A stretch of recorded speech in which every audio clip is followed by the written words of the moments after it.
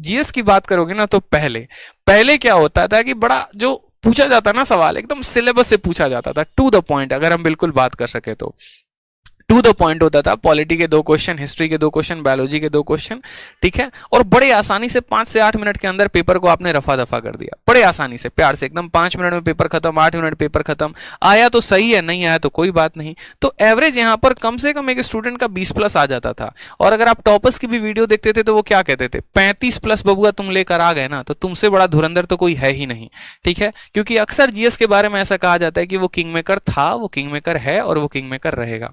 लेकिन पता है क्या, आज के मौजूदा हालात जो हैं वो भाई साहब एकदम बिल्कुल इतने हैं।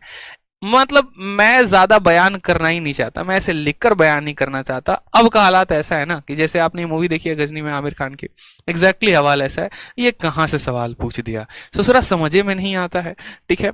कितना भी पढ़ लो, पूरा का पूरा यहाँ पॉलिटी के लिए बच्चा लक्ष्मीकांत तक खत्म करके बैठा, हिस्ट्री के लिए एक स्पेक्ट्रम खत्म करके बैठ गया, एसएससी छोड़ो यूपीएससी का सिलेबस रट के बैठा हुआ है, और फिर भी पेपर देने जा रहा है तो सोच रहा है यार ये क्वेश्चन कहाँ से पूछ दिया।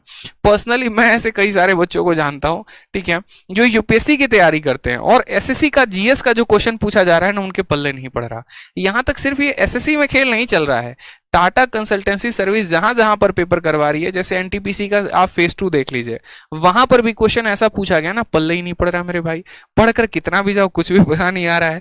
तो इसमें मेरा आपको जो सजेशन रहेगा ना, वो बस मेरे भाई सॉल्यूशन बस इतना ही रहेगा। देखो, 2 बातों पे फोकस करना। पहला बात, सॉल्यूशन इसका क्या है, तो तुक्के नहीं मारने। पता चला जीएस का सवाल देख के एकदम ऐसा आ गया, तुक्का वाला टाइम आ गया भैया, एकदम जय माता दी करेंगे, नहीं करना। मैं फिर से कह रहा हूं, तुक्के नहीं मारने, ठीक है। एक हमारे भाई साहब हैं, बता दे रहा हूं मैं आपको, 21 अटेम्प्ट करके आए हैं जीएस में, और उनका मात्र 3 सवाल सही है। अब सोचिए 18 सवाल गलत हैं, ठीक है। जो आता जाता पेपर था ना, उसकी भी बैंड बज रखी है। 18 सवाल गलत होने का मतलब 9 नंबर आपके तो ऐसे ही चले गए, और 3 सवाल सही होने थे मतलब 6 नंबर आए। तो सोचिए, जो मार्क्स आपके प्लस में आने थे ना, उसके चलते आपके मार्क्स नेगेटिव में आ गए। तो इससे बढ़िया तो कुछ अटेम्प्ट ही नहीं करते, कम से कम मार्क्स तो नेगेटिव में नहीं जाते ना।